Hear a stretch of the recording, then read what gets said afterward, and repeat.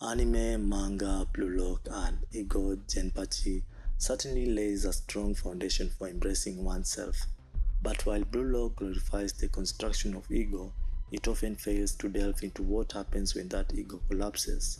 What does it mean to detach from the self, to strip away everything you think you are? This concept, known as ego death, has been explored by philosophers like Alan Watts, who believe that letting go of the self is the key to true understanding. In Arcane, we see this philosophy in action.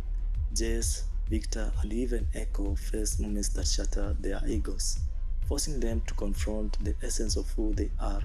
And through their struggles, they embody a truth that Alan Watts described perfectly. To remain stable is to resist the flow, and thus the process of life. But before we dive into their stories, let's explore what ego death really means.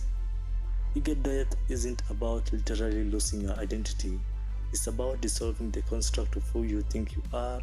It's a state often associated with mysticism, spirituality, and even psychedelics. A moment where the walls of your perception crumble and you are left with nothing but raw self awareness. Philosophers like Friedrich Nietzsche touch on this through his idea of the Übermensch, someone who transcends societal constraints and forges their own paths. Alan Watts frames it more gently, describing ego death as the shedding of the illusion that we are separate from the world around us. In a sense, ego death is both liberation and destruction, a chance to rebuild who you are after dismantling the facade you have clung to. And this duality is exactly what Arcane explores through its characters. Let's start with Jess. From the very beginning, Jess is driven by his need for control. He's a prodigy, a visionary, and someone who believes in order. Hextech becomes the ultimate symbol of that control, a tool he believes can shape the future. But as he rises to power, cracks begin to form. The weight of his decisions, the corruption of Piltover, and the consequences of using Hextech as a weapon all collide, shattering the identity Jess has built for himself. His ego death comes in the form of disillusionment. Jess realizes that his vision of the future, a world where science and magic coexist harmoniously, is slipping out of his grasp. The pivotal moment is when he wields the hammer, not as a scientist but as a warrior. In that moment, he is no longer the idealistic inventor. He's just another player in a cycle of violence, realizing that his power can't save anyone if it's wielded without understanding.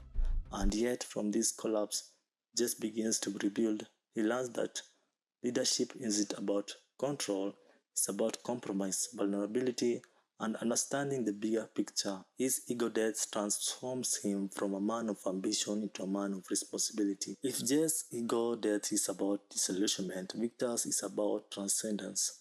From the start, Victor is someone who rejects the limitations placed on him by society, by his own failing body, and by time. X-Tech for him isn't just a tool, it's salvation. It's a way to defy mortality and become something greater. But as Victor delves deeper into his experiments, he begins to lose touch with his humanity. The moment he integrates himself with the X-Core, his ego death is not just a physical transformation, it's a complete dissolution of the Victor he once was, a sickly boy from the undercity who dreamed of a better world. In his place stands something new, something that straddles the line between man and machine. This mirrors what philosophers like Carl Jung describe as individuation, the process of integrating all aspects of the self, even the darker, unconscious parts. Victor's transformation isn't just about losing himself, it's about becoming whole, even if that wholeness is terrifying. The hex core acts as a catalyst for this evolution, forcing Victor to confront the cost of his ambition and what it truly means to transcend. Ego death isn't limited to Jace and Victor in Arcane. Echo, for instance, experiences it through his encounter with time. His journey with the Firelight is built on the realization that he can't change the past, only build a better future. In that sense, he sheds the ego that clings to regret and steps into his role as a leader.